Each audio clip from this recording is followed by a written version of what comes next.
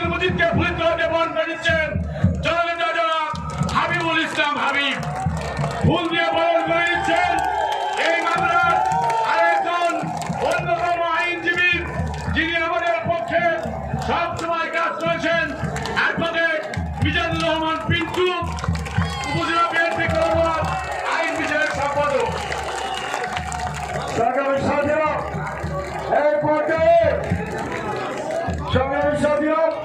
এই পর্যায়ে বক্তব্য নিয়ে আসছেন বাংলাদেশ জাতীয়তাবাদী দল কেন্দ্রীয় কমিটির সম্মানিত সদস্য জনাব সহ সাংগঠনিক সম্পাদক অধ্যাপক জনাব আমিনুল ইসলাম।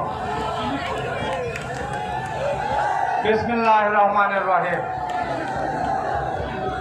আজকের এই সংবর্ধনা অনুষ্ঠানে সম্মানিত সভাপতি,